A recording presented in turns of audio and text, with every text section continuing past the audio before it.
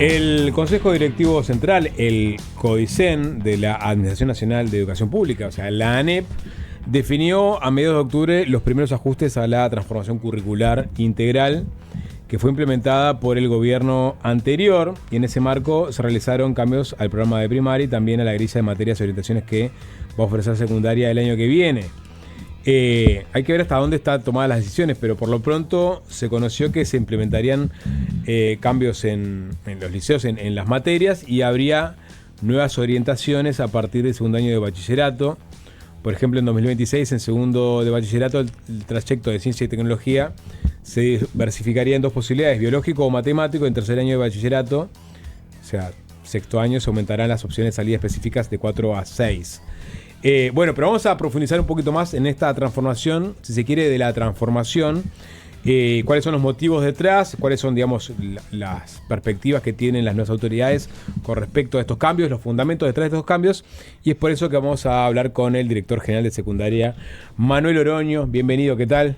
¿Qué tal? ¿Cómo andamos? Gracias, acá estamos. Bueno, es un tema árido, engorroso para el común de la población, porque incluso todavía no se habían adecuado a las transformaciones del quinquenio pasado y ahora aparecen eventuales nuevos cambios. Así que, si te parece, capaz que podemos explicar un poquito por qué se definió revisar la transformación de la malla curricular y la transformación educativa en general del gobierno anterior. Bueno, básicamente son dos cosas. La primera tiene que ver con conceptualmente cómo estaba pensada la malla curricular, que era elaborada en función de las llamadas competencias, y había fuerte demanda de la academia y de las asambleas técnicas docentes de transformar eso en desde el lado de los contenidos, sin dejar de lado las competencias, pero estructurarlo de ese lado. Y el otro tema tiene que ver con priorizar la forma en que los gurises hacen el bachillerato para poder tener una mejor inserción en la universidad o en estudios terciarios, y entendíamos que ahí había que fortalecer algunas áreas específicas. Básicamente son los dos criterios generales. Y a partir de esa base es que se empiezan a introducir, o se van a introducir gradualmente cambios en la nueva grilla de materias, tanto de las optativas como de las obligatorias. Sintéticamente, ¿podemos enumerar esas modificaciones? Sí, claro. Por un lado tenemos ciclo básico, o sea, lo que el viejo ciclo básico, primero, segundo, tercero, que ahora es séptimo, octavo y noveno, que ahí lo que se hace es anualizar algunas materias que estaban semestralizadas. Por ejemplo, claramente los estudiantes de séptimo tenían medio año música y otro medio año ciencias físicas, y lo que hicimos ahora fue anualizarlas. O sea, tienen todo el año música y todo el año ciencias físicas.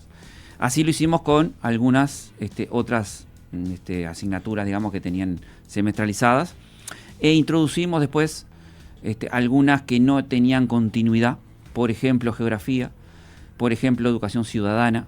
Eso se introdujo como nuevo, digamos, en octavo, como para que tengan continuidad, digamos, en los 3 años. Y la idea de esto, de que la trayectoria del estudiante, desde el punto de vista de cómo se estructura la malla curricular, no se vaya cortando. Se corta en séptimo, después no lo retoma en octavo, sino que tenga una continuidad. Eso es, a grosso modo, ciclo básico. Y en bachillerato, lo más importante tiene que ver con lo que tú decías al principio, que es esta demanda que había de poder generar una continuidad en la trayectoria educativa para el lado de lo biológico. La transformación educativa lo que hizo fue suprimir en el viejo quinto año, en el segundo de EMS actual, todo lo que era el bachillerato biológico. Nosotros de alguna manera incorporamos, si bien no lo restauramos como estaba anteriormente, sí incorporamos fuertemente esta asignatura biología junto con química y física, para darle esa continuidad y esa demanda importante que había en particular de la Facultad de Medicina en este caso. Y lo otro tiene que ver con el fortalecimiento de una área específica que tiene que ver con la matemática. También hay una demanda de la Facultad de Ingeniería, de la Facultad de Química, que se necesitaba ahí algunas apoyaturas, digamos, más fuertes en esa área. Eso es, digamos, en cuanto a la malla y estructura curricular, es decir, el mapa de materias o de asignatura que tienen los estudiantes que abordar tanto en ciclo básico como en bachillerato. Te hago una pregunta. Ahora nos metemos capaz en las distintas asignaturas, los cambios, pero para entenderlo conceptualmente, ¿no? ¿Qué era lo que tenía de malo el tema de las competencias en diferencia de los contenidos? Te lo planteo así, ¿no? Hablando con algún docente, un poco lo que te dejaban entender era que en realidad de muchas cosas podía ser hasta un cambio administrativo, en el sentido de que vos la clase es la misma, la diferencia es que cuando, digamos, tenés que justificar esa clase, decís, bueno, en esta clase que yo di estos contenidos, los alumnos trabajaron estas competencias, y que en definitiva lo de las competencias no presentaba ni un gran cambio positivo educativo para los chiquilines, porque en definitiva aprendían un poco lo mismo. Sí era como una forma, digamos, de añadirle trabajo administrativo a los docentes, de que después tuvieran que justificar, bueno, lo que hiciste hoy en el aula, qué competencias trabajó. Y bueno, casi siempre cuando vos le das contenidos, alguna competencia trabajaban, ¿no? ¿Por qué se decidió cambiar el tema de las competencias? Cuando vos estructurás un programa en base a las competencias, lo que haces es, digamos, ordenar, como tú bien dices, qué competencias quiero que aprendan los gurises hoy en clase. Comprensión lectora, no sé, lectura, en fin, una serie de competencias, y no me importa demasiado o no lo estructuro demasiado en el programa qué estoy enseñando concretamente. Entonces, eso genera un problema que se transforma en una especie de trabajo administrativo, de llenar planillas de, bueno, hoy leyeron tanto, aquel gurizo, tal cosa, tal otra, del punto de vista de la lectura, por ejemplo. El asunto es que si nosotros desprendemos las competencias del contenido, de la secuencia de contenido, en realidad hay una parte significativa del conocimiento que no se aprende.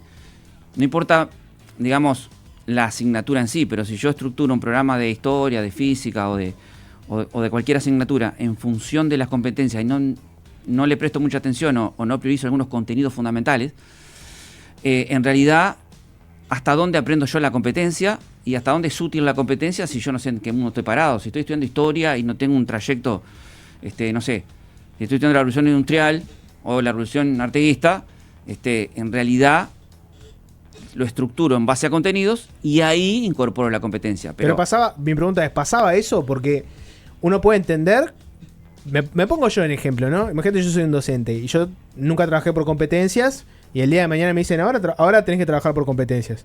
Yo daría exactamente la misma clase que daba antes y después haría un trabajo administrativo en el cual diría, bueno, en esta clase les di un texto para leer, trabajaron comprensión lectora. Después les pregunté sobre la revolución industrial, que pensaran distintas cosas, trabajaron pensamiento crítico. O sea, ¿hasta dónde realmente lo de las competencias era un obstáculo para dar la clase que los docentes querían dar? El obstáculo está en la forma en que se evalúan los docentes, porque entiendo lo que tú dices y perfectamente, y capaz que muchos docentes, asumiendo la enseñanza competencial, en realidad reacomodaban su forma de enseñar contenido, digamos, como estaban haciéndolo. Pero vos después tenés que llenar una serie de planillas, de rúbricas, donde vos tenés que, están detalladas, numeradas, la cantidad de competencias. Vos tenés, yo nombré 2 o 3, pero son como, no sé, 215 competencias, que vos tenés que después, para cada alumno, llenar una planilla de cómo desarrolló esa competencia. Entonces, capaz que si vos tenés un grupo solo y tenés, no sé, 25 alumnos o 30, capaz que tenés el tiempo para hacerlo. Pero si no, después eso se transforma en una no enseñanza desde el punto de vista de el desarrollo, digamos, pedagógico específico que vos tenés que hacer. Si vos tenés que enseñar física, tenés un cuerpo de conocimientos teóricos que lleva a la disciplina, que implica determinar acciones, por ejemplo, experimentales. Y bueno, para desarrollar eso, las competencias son herramientas que las tenés que usar, pero vos tenés que desarrollar un programa. Entiendo lo que tú dices, pero después viene el inspector y te dice, pero a ver, de las planillitas, ¿las llenaste, no las llenaste? Entonces, genera una autoexplotación, digamos, del docente en términos de ¿qué estoy haciendo en el aula? ¿Estoy enseñando? ¿Estoy realmente o estoy llenando un montón de planillas? Entonces, por eso... Del otro lado se te pararon de los pedales los que llevaron adelante la transformación educativa en el año pasado, diciendo había un gran consenso en cierta parte de la comunidad educativa, que incluso se llevó a plasmar en aquel famoso libro abierto que tenía integrantes, digamos, de todos los partidos, que incluía obviamente el aprendizaje por competencias, y había consenso que ir hacia ahí, y que está el programa, o sea, una materia, vos tenés que cumplir el programa, pero aparte está atravesada por las competencias, y simplemente era eso, ¿no? O sea, ponderar la competencia o atravesarla con el programa. Y que no era mucho más complejo que eso, y se entendía que la educación del siglo XXI tiene que ir por ese lado. Y ahora viene este gobierno y dice, no, en realidad hay que ponderar el contenido, porque la competencia pasó a ser una formalidad para quedar bien ante el inspector, si interpreto un poquito lo que acabas de decir. Pero en el fondo, ¿no hay un consenso de que las competencias son de generar estudiantes que manejen competencias? ¿Es más importante de estudiantes que sean depositarios de contenidos? Sí, lo que pasa es que no lo planteamos desde el punto de vista de la contradicción, es decir, no es contradictorio trabajar en competencias, siempre y cuando, consideramos nosotros, estructures el programa en función de los contenidos y utilices esas herramientas competenciales muy importantes para, por ejemplo, una herramienta importante que entendemos que tiene que estar presente es algo que se llama metacognición. ¿Qué significa? Cómo yo, estudiante, me doy cuenta que estoy aprendiendo lo que estoy aprendiendo, ¿no? Y eso me va a servir para aprender literatura ahora y me va a servir para estudiar después del futuro, porque si sé cómo aprendo, es muy importante. Ahora, eso no lo puedo hacer, es muy difícil desde una posición, o sea, para capaz que la gente que está escuchando, mayoritariamente no docente, explicar esto, de que no puedo enseñar competencias en el aire. Es decir, yo podría enseñar a disparar con arco y flecha, ¿sí? La competencia de disparar arco y flecha, concretamente a un blanco, ¿sí? Pero no puedo enseñar una lectura crítica, que es otra competencia importante de algo, descolgado de la realidad. Si tengo que saber ese hecho histórico que estoy estudiando, dónde está plantado, a qué se debió, cuáles son las causas, las consecuencias, y en función de eso puedo hacer la lectura crítica. No puedo agarrar un texto y leerlo críticamente sin conocer realmente en profundidad de qué estamos hablando. Entonces, a eso nos referimos con el cambio conceptual pedagógico de, en el marco de un programa de desarrollo por contenidos, trabajar las competencias, pero no que el docente tenga que exclusivamente decir, no, tengo que trabajar las competencias y el contenido vemos qué hacemos. Este cambio viene digamos, de las ATD, es un cambio que viene de las autoridades de la enseñanza. ¿Dónde surge, digamos, la idea de hacer esta resignificación de los aprendizajes? Bueno, surge de varios lados. Capaz que recuerdan que se hizo una consulta a todas las ATD liceales del país, de los 300 y pico liceos. 300 y pocos liceos que tenemos, y 295 liceos estaban en contra de lo que era la transformación educativa. O sea que las ATD tienen un pronunciamiento claro respecto a esto de la enseñanza exclusivamente competencial.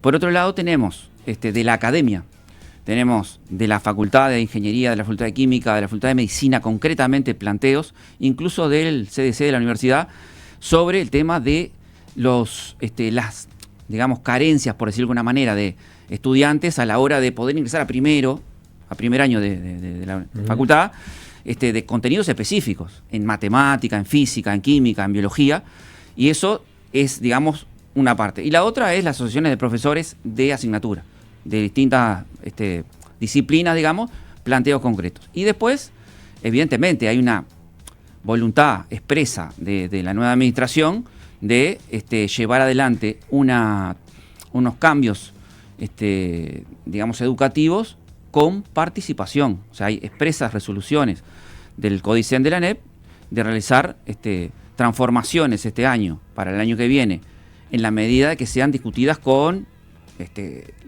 todos estos personas, digamos, y organizaciones que nombré, y a su vez con la participación del estamento administrativo de gestión de cada uno de los subsistemas. ¿Hubo algún actor? Pues esta puede ser una pregunta importante, ¿no? ¿Hubo algún actor en la educación que dijera no cambien la transformación educativa que hizo el gobierno pasado? Mirá, nosotros lo que hicimos fue instalar comisiones de trabajo fuertes con los inspectores y en realidad se trabajó en el sentido de los acuerdos y de los consensos. O sea, no hubo pronunciamientos expresos de no.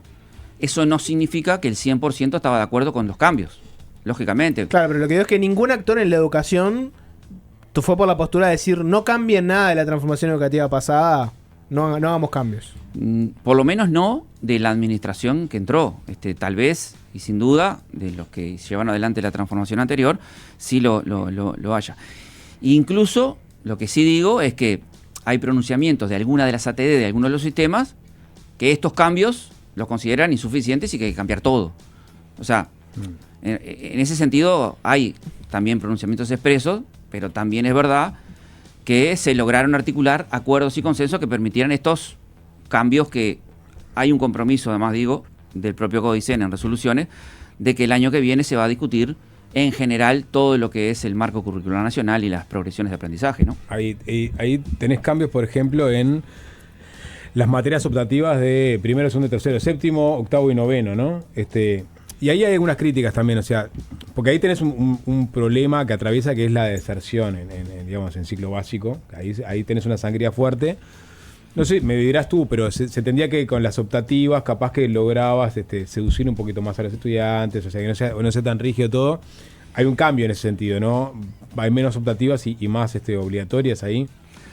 No, ahí lo que hay es, hay asignaturas que eran semestrales y ahora son anuales, pero las optativas siguen estando. E incluso hicimos algunos cambios a sugerencia de los propios estudiantes, que tiene que ver con... Había una optativa que era emprendedurismo, se llamaba así, y en estos acuerdos que llegamos se cambia por economía para jóvenes. Emprendedurismo, que es aprender a emprender. Eso era lo que aparecía, digamos, en la transformación curricular integral. Optativa era.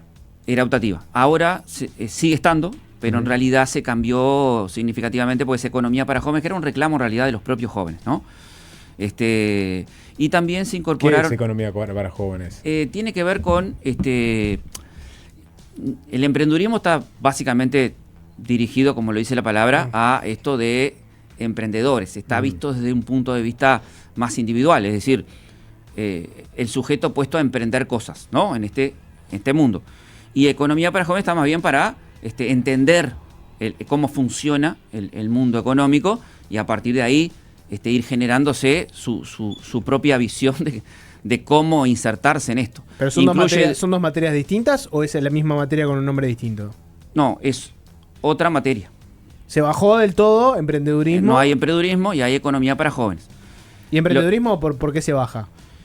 Por esto que explicaba recién, que es el emprendedurismo es cómo el estudiante se lo forma para ser un emprendedor, y eso... Un futuro empresario, tener una pyme, ser un gerente, hacer un emprendimiento, ser un cuentapropista. Está como encarado individualmente, ¿no? Desde ese punto de vista.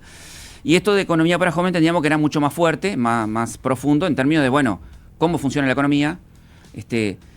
Implica también, por supuesto, lo que es la matemática financiera, pero digamos, cómo funciona la economía, y en función de eso, poder, más que darle herramientas para emprender, darle herramientas para decidir en función del mundo económico, bueno, cómo hacer su proyecto y su trayecto vital, ¿no? Es una mirada más de izquierda del tema. Digo, Sí. porque ahí siempre tenés emprendedurismo, de hecho, se instaló esta optativa el gobierno pasado, ahora vienen y cambian por Sí. Y bueno, esta otra. yo lo que te puedo decir es que es una mirada seguramente menos individualista. Es decir, más de comprender el mundo que de insertarse en lo que hay ahora y sé tú emprendedor y sálvate ¿no? en el medio de esta selva.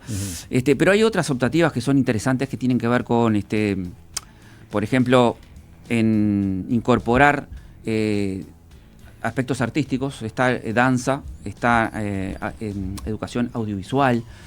Eso que nosotros entendemos que hay que priorizar en este mundo también, que la parte tecnológica es muy importante, la parte de computación, también hay optativas en ese sentido. Pero no se bajan las optativas entonces en séptimo, octavo. No se bajan las optativas, se dejan la mayoría y se incorporan estas que estoy diciendo, de manera que el estudiante también tenga esa libertad de poder elegir su trayecto, porque es importante también que el propio estudiante pueda ir construyendo esto. A veces nosotros le damos un set de materias que está cerrado y bueno, y el gurí quiere hacer, no sé, Bellas Artes, y puede desde más temprano ir teniendo como posibilidades de encontrar en el audiovisual, en la danza, en la expresión artística. Cosas complementarias a lo que está... Complementarias a lo que está haciendo y que no se lo da curricularmente. Pero ¿sí? te preguntaba porque el documento, yo por ejemplo leí una nota de la diaria que, digamos, de alguna forma resumía el documento, hablaba de que había una decisión de reducir o de sacar materias optativas por un tema de capacidades edilicias, incluso de infraestructura, y también, que eso no sé si es así, y también por un desdibujamiento epistemológico. No, acá en realidad no. Se ratifica el tema de la necesidad de que haya un espacio curricular abierto, de libre elección de los estudiantes, que les permita ir diseñando esa trayectoria. Sí es verdad que hay un problema de infraestructura. Cuando vos abrís muchas optativas, o sea, son muchos talleres, vos precisás espacios para desarrollarlos. Entonces, en realidad, tenés un menú grande de optativas que el liceo va a tener que organizar en función de lo que tenga, de los espacios que tenga. No es que se le prohíba a los estudiantes elegir. El tema es que cada liceo va a decir, bueno, tengo tantos espacios y bueno, puedo elegir entre esto. O sea que va a tener que optar entre las optativas, el liceo.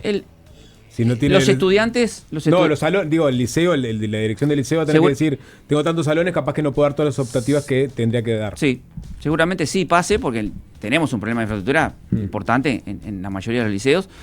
Y también existe, no existe el número infinito de docentes como para cubrir todo, pero bueno, eso también es cuestión de ir acomodando los zapallos en el carro, en el sentido de que tenemos esta propuesta que va a empezar en marzo, y que la vamos a ir monitoreando, paulatinamente, para ver cómo podemos modificar cosas que haya que modificar. ¿El desdibujamiento epistemológico que vendría a ser? Y bueno, acá, ojo, no estoy de acuerdo con esa afirmación, no creo que haya un desdibujamiento epistemológico. Eso tiene que ver con el para qué enseñamos. Es decir, nosotros venimos de una concepción tradicional de muchos años, capaz que de cuando nosotros estudiamos, cuando yo estudiaba, o capaz que cuando nuestros padres estudiaban, muy afrancesada, digamos, en el sentido de las disciplinas, ¿no? Una estructura muy rígida, y en realidad eso fue cambiando a través del tiempo en los términos que decía de la flexibilización en torno a la capacidad que tenga la institución y los propios estudiantes de poder, de tener ese escape o esas rendijas que te permitan ir construyendo algo que esté fuera de la caja, digamos. Esto es muy importante porque eso hace no solo a la motivación, sino a la libertad de poder construir tu proyecto. Lo que digo, lo digo fácil, pero eso hay que construirlo porque hay que generar las condiciones para llegar a la posibilidad que el estudiante sea realmente libre de poder elegir cosas. Hay cosas que no va a poder elegir porque, bueno, en definitiva tenemos que enseñar, no sé, historia uruguaya, por decir algo. Pero si en la perspectiva de esa construcción del proyecto de vida me inclino mucho por todo el área científica, bueno, capaz que tengo resquicios para ir captando, ir como cruzándome con toda la matemática que anda en la vuelta como para poder fortalecer eso. Y el que quiera ser artístico, lo mismo, y el que quiera hacer, no sé, ciencias sociales, lo mismo. Es decir, ese es el cambio, digamos, lo que hablamos cuando hablamos de epistemología, es decir, una concepción pedagógica en un sentido más restrictivo o más abierto. Bien, una más de la malla curricular antes de hacer una pausa. Vuelve astronomía como obligatoria. ¿Qué pasó con astronomía? Bueno, eso es una notición. Lo primero, somos la rareza en Sudamérica respecto a tener astronomía en la malla curricular. Somos un país que tiene muchos observatorios desde hace muchos años. El observatorio de secundaria central que está en el Java está cumpliendo en estos años 100, en estos años está cumpliendo 100 años, y tenemos una tradición muy importante en el estudio de los fenómenos astronómicos. Tenemos varios cuerpos celestes con nombres de uruguayos, en fin, y en realidad se desvirtuó en la anterior administración astronomía, llevándola solo a ser una materia optativa en cuarto o en primero de EMS, digamos, y eso en realidad enflaquece la parte científica de todos los estudiantes. Es decir, astronomía no solamente estamos hablando de estudiar los fenómenos astronómicos, sino que tiene que ver con una concepción científica de análisis de la realidad, parte de toda la concepción científica o científico-matemática o física y química, que es un elemento digamos complementario a todo lo demás. Realmente hemos tenido participación de gurises en concursos de la NASA que van todos los años. Ayer se premiaron a estudiantes que fueron a la India a la competencia internacional de astronomía.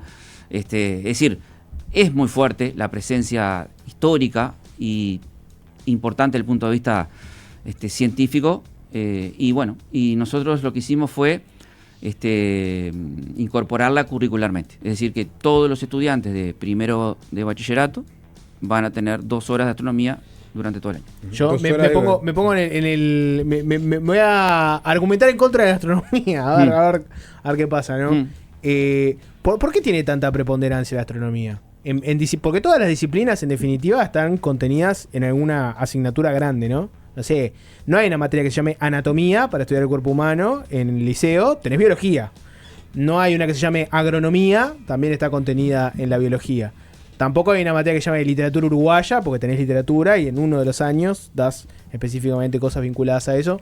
¿Por qué tiene que existir astronomía en vez de... Yo sé, Uruguay es un país agroindustrial, ¿no? ¿Por qué no hay una materia que se llama agronomía, pero hay astronomía? Bueno, hay un bachillerato que es agronomía, o sea que ahí se le está dando la preponderancia.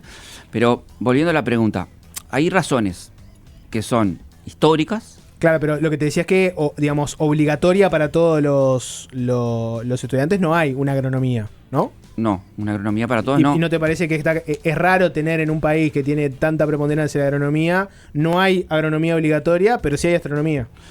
Y bueno, hay 2 razones. Una razón que no sé, que les explicaba hace un ratito, y otra que también es histórica. La razón histórica es esto. El Uruguay tiene esa particularidad de tener inserto en sus liceos. O sea, hay muchos liceos con muchos observatorios, con cúpulas, desde hace muchos años. Y hay proyectos de trabajo de esos liceos que han permitido, digamos, que esa astronomía se viva no como una cuestión testimonial, sino como una producción científica local en cada lugar.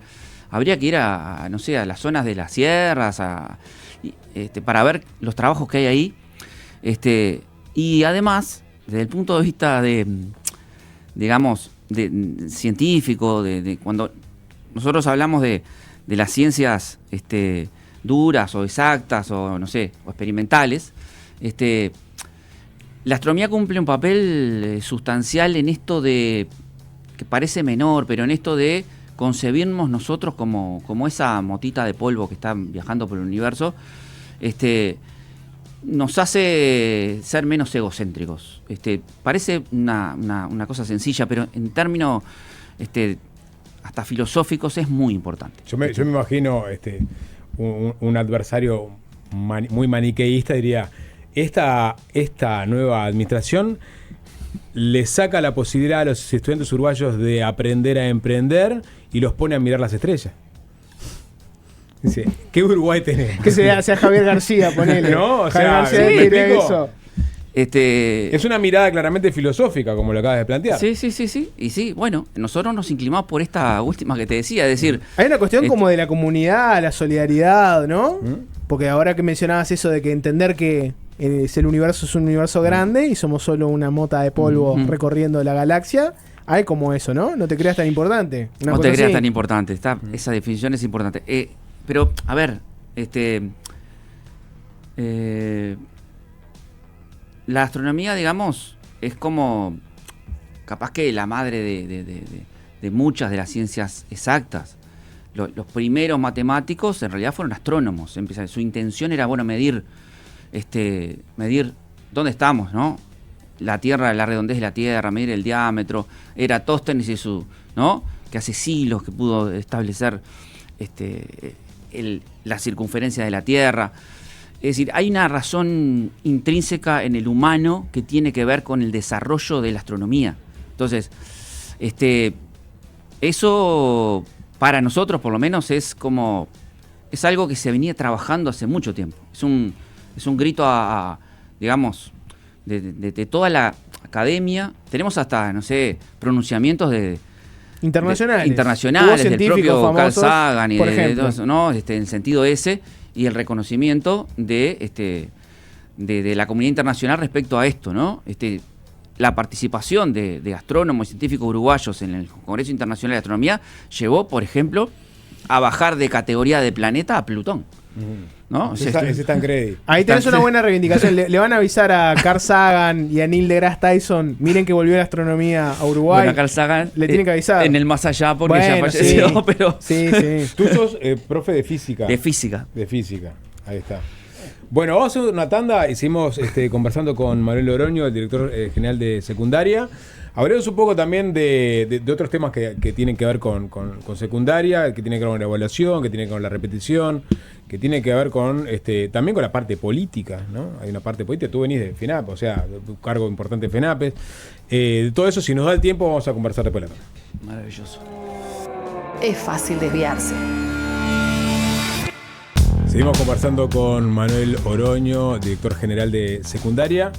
Lo sobrevolamos, porque en realidad no te preguntamos, no te pedimos ninguna opinión sobre la transformación educativa per se del gobierno pasado, ni también sobre los diferentes documentos o insumos de donde generados por think tanks, por ejemplo, para llevar adelante la transformación educativa. Pero tú venís de FENAPES, o sea, fuiste presidente de FENAPES. Y FENAPES fue muy crítico, por ejemplo, del libro abierto que se generó en el año 2019. También fue bastante crítico del think tank Ágora, ¿no? Que tenía Gabriel O'Donnell al frente, que tenía algunas figuras de la izquierda, pero no solo de la izquierda.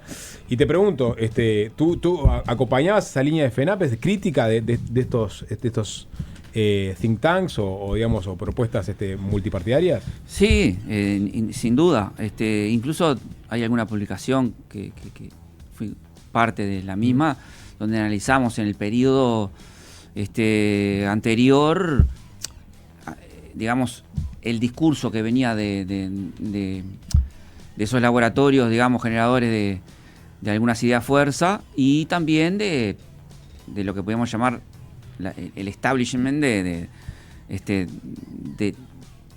los que estaban llevando adelante la transformación educativa. Es decir, sin duda, ahí hay una concepción de fondo que es, digamos, política pedagógica e ideológica, que tiene que ver el lugar que le asignamos a la educación.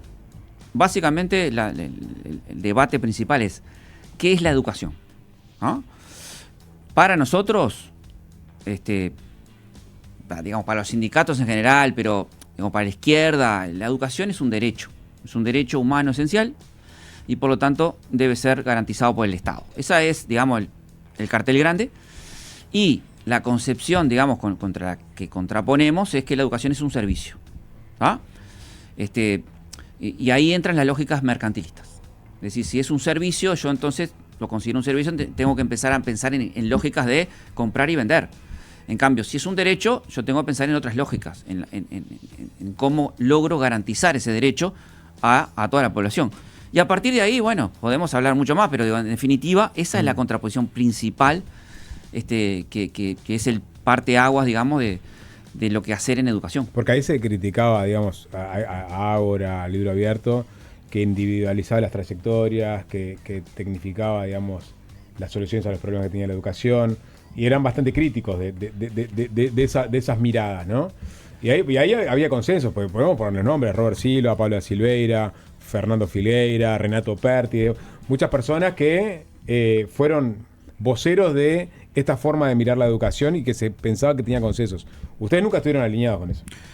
Nunca estuvimos alineados. De hecho, muchos de ellos mismos fueron los que participaron en el segundo gobierno Sanguinetti con la llamada reforma de Germán Rama.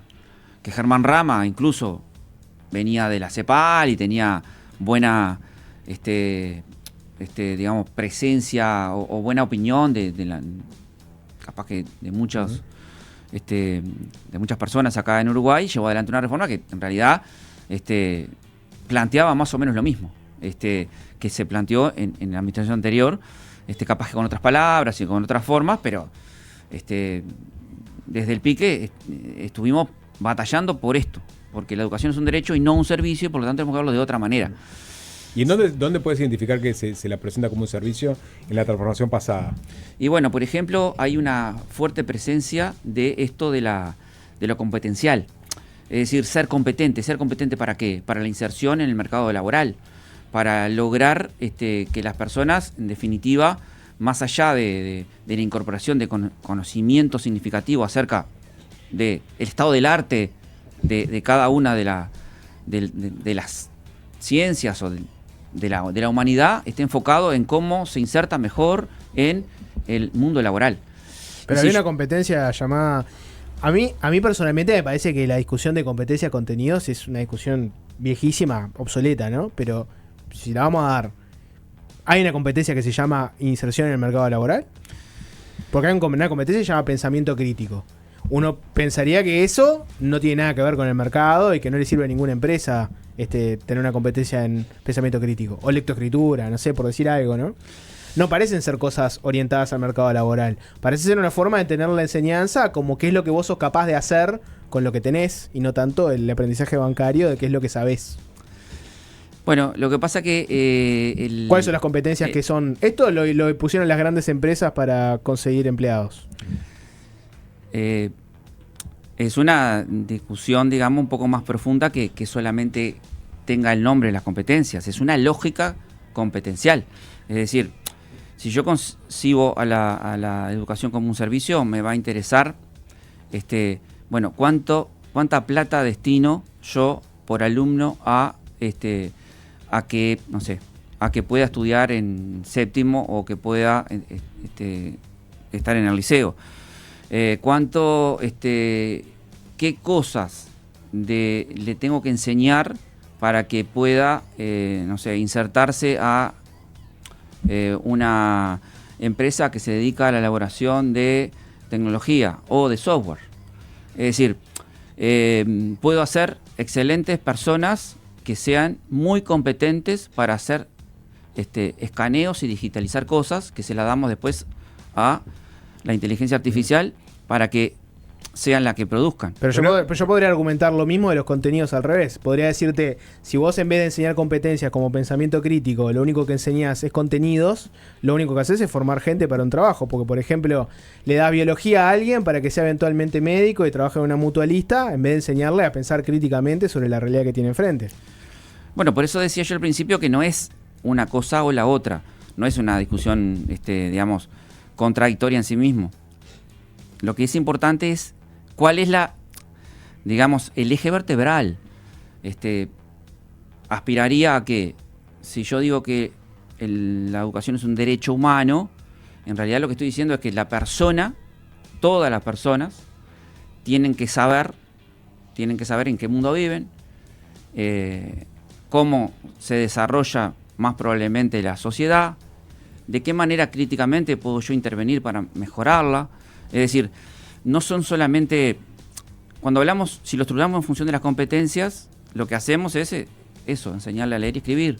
En realidad... Pero la transformación educativa, obviamente priorizó las competencias, pero claramente también buscaba generar, digamos, pensamiento crítico, generar conocimiento de contenidos, eventualmente intentar que no se vayan los estudiantes de las aulas, que es un problema crónico que tiene Uruguay, que salgan más competentes, sí, o sea, con mejores aprendizajes, pero me parece que no era tan blanco o negro, ¿no? Por lo que uno pudo sobrevolar, como para decir, no, la administración pasada lo que quiso es generar estudiantes preparados para el mercado laboral.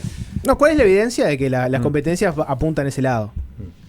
Hacia formar gente acrítica que vaya a servir como por lo menos obrero en el la modelo empresa. de competencias que planteó el gobierno pasado. Y lo que pasa que es difícil que yo pueda explicar a todo el mundo así cómo una cosa apunta exclusivamente, pues son un montón. Es decir, un Porque es un montón de agregado. factores que Pero contanos contribuyen. más o menos los La esos agregados. concepción, la concepción es lo que digo.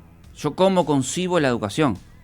Es decir, a ver, si yo concibo la educación como un derecho, repito, me va a interesar que esa persona efectivamente acceda a la educación, que tenga una trayectoria saludable y satisfactoria y que le permita construir un proyecto de vida en función de conocimiento de su entorno, de su contexto, y que pueda críticamente intervenir para su transformación. Si a mí me interesa generar, en realidad, inserción laboral, no me va a interesar mucho que conozca el mundo donde vive. Me interesa que conozca fabricar vasos, me interesa mucho que sepa digitalizar, que sea competente a la hora de poder, no sé, aplicar un plan que me diseñan. Eso lo entiendo, pero eso estaba, digamos, vos decís que se fue a ese extremo en la transformación pasada. Pero escuchame una cosa, ¿a vos te parece que, te lo voy a decir así, Ahí va. te lo voy a decir explícitamente el asunto? Sí, digo, sí, sería sí, muy... claro, para no darle dale. tanta vuelta. Sería Dale, muy no sé, ridículo decir que, muchachos, tienen que aprender esto porque queremos que se inserte laboralmente. Es decir, es filosóficamente y desde el punto de vista de la concepción, cómo yo voy generando esto. Digamos, uno podría fundamentar, por lo contrario, claro, no estoy diciendo que con esto vamos a hacer la revolución social, como estamos planteando nosotros. Lo que estamos dando es brindándole a las personas, o queremos, mejor dicho, brindarle a las personas las mayores posibilidades de ampliar su conocimiento para que tengan mayor libertad a la hora de elegir. Es decir, si una persona conoce mucho, cuando conoce mucho, tiene muchas oportunidades de elegir. Si conozco poco, yo no puedo elegir mucho. Si a mí me enseñan a hacer algo práctico, exclusivamente, y voy a elegir entre eso y lo que me enseñan. Ahora, si yo conozco otras cosas, bueno, esa es un poco la idea que tenemos con esto de ampliar, de profundizar. Pero y también se enseña estructurar. lo práctico, me imagino. O sea, también la aspiración es generar personas que tengan aprendizajes específicos para poder salir a un mercado absolutamente empobrecido desde el punto de vista laboral para la juventud, donde hay un desempleo mucho mayor que en el resto de las franjas etarias, donde los quintiles, digamos, más pobres, claramente no logran ni siquiera terminar la educación media. Es decir, tenemos muchas complejidades agregadas ahí, ¿no? Por eso pregunto, esa transformación educativa que se hizo en el gobierno pasado, si era tan explícita en, digamos, generar máquinas de aprendizaje competente para el mercado laboral, o en realidad es un poco más de lo mismo, un poquito más de énfasis, un poquito menos de énfasis. Lo que te puedo decir es, reitero eso, es decir, la concepción es diferente y por lo tanto, digamos, una cosa es el discurso que se pueda dar y otra cosa después en los hechos cómo se plasma. Una cosa que seguro no hizo la transformación, y ojo, capaz que no lo hizo ninguno de los gobiernos del Frente Amplio anterior, fue quebrar la brecha esa de la cantidad de personas que efectivamente puedan egresar en tiempo y forma de la educación obligatoria, De a poquito ¿no? avanzando, sí. Es muy poquito lo que se mueve. En el monitoreo educativo decíamos nosotros, las personas que ingresaron a secundaria en 2017, de 100 personas que ingresaron, después de 8 años, o sea, en 2024, egresaron 43. O sea, de 100 que ingresaron, egresaron 43. Es muy fuerte ese número. O sea, la idea es ver cómo logramos quebrar ese número de manera decidida. Y bueno, nosotros apostamos a esta forma y pensamos que eso nos puede llevar, conjuntamente con otras herramientas. Ahí entran las becas, ahí entran obviamente Claro. otras herramientas. Otras herramientas, sin duda. Pues, no solamente con la transformación cultural vamos a hacer un cambio sustancial.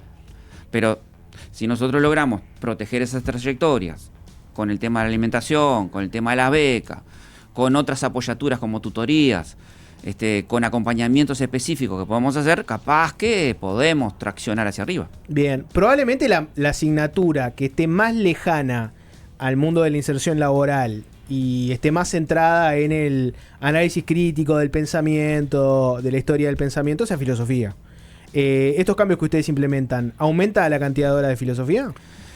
En realidad se ajustan en bachillerato, no en ciclo básico.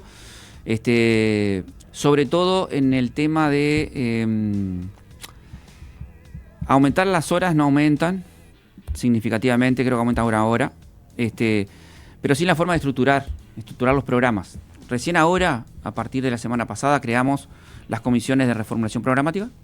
Ahí hay cosas que hay que cambiar, esto de la estructurar los programas en base a contenidos e incorporar temas que estaban vedados en la administración anterior, por ejemplo, todo lo que era de la memoria reciente, de la historia reciente, se va a incorporar al programa Historia y también se va a incorporar el cambio metodológico en varias de las áreas y de las asignaturas. Bien. Bueno, Manuel Oroño, director general de secundaria, muchas gracias. Obviamente tenemos... Era largo, largo es muy y difícil nos quedaron abarcar todo esto. en una nota muchísimos corta. temas, pero bueno, tenemos varios años por delante para ir conversando. Gracias. Bueno, gracias a ustedes.